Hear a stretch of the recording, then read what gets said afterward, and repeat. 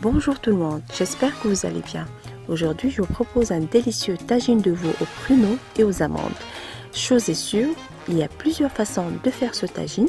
Le résultat est toujours le même, puisqu'on obtient un succulent tagine avec une sauce mielleuse, parfumée à la cannelle, et on apprécie le croquant de l'amande et le moelleux du pruneau. Je vous laisse découvrir la préparation. Avant toute chose, je tiens à vous avouer que ma manière préférée est celle héritée de ma grand-mère, c'est toujours mariner de la viande avant chaque cuisson.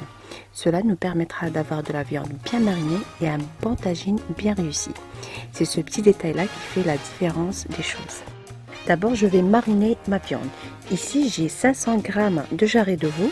Il faut toujours compter 100 g par personne.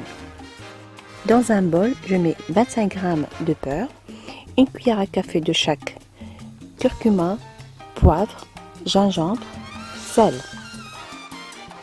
un filet d'huile d'olive,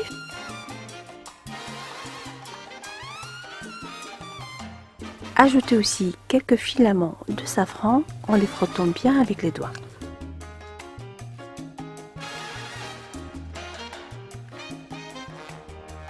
Et je mélange bien avec ma main jusqu'à obtention d'une crème.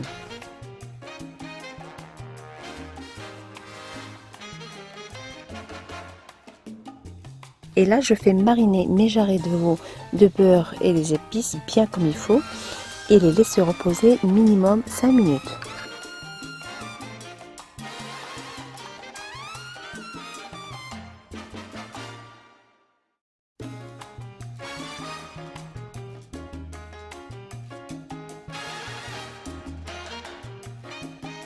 Dans un tagine, je fais dorer quelques instants ma viande avec un bon filet d'huile d'olive pour que notre beurre ne brûle pas.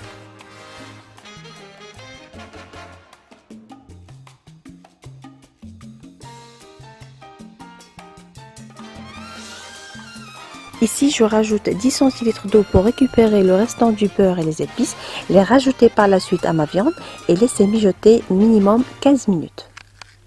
Et pour que notre viande soit bien fondante, il faut la cuire toujours à feu doux. N'oubliez pas d'ajouter un bâton de cannelle.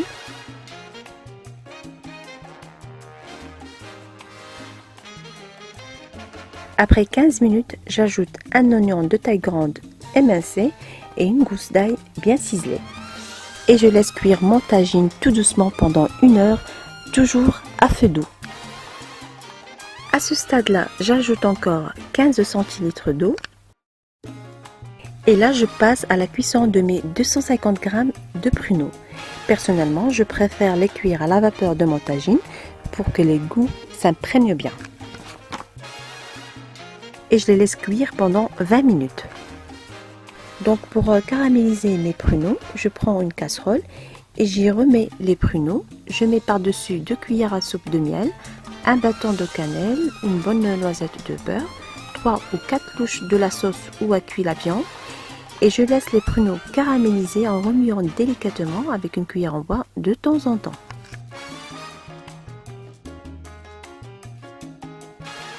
En général, cette étape prend 15 minutes, toujours à feu doux.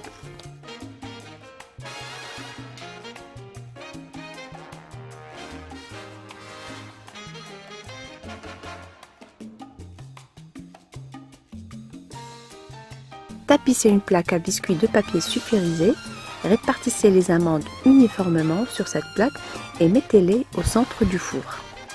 Laissez les amandes griller pendant 10 à 12 minutes et n'oubliez pas de les étendre à nouveau uniformément après chaque agitation.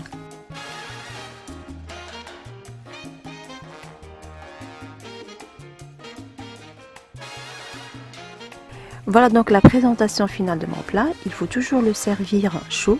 La viande d'abord, puis la sauce et les pruneaux disposés. Ajoutez les amandes grillées. Et si vous avez des graines de sésame, n'oubliez pas de les parsemer sur les pruneaux. Malheureusement, j'ai oublié de les acheter à la dernière minute. Voilà, donc j'espère que la recette d'aujourd'hui vous a plu. Si vous voulez plus de recettes, n'oubliez pas de me rejoindre sur mon propre site www.tastygourmandise.com et sur ma page officielle Cuisine Tasty Gourmandise.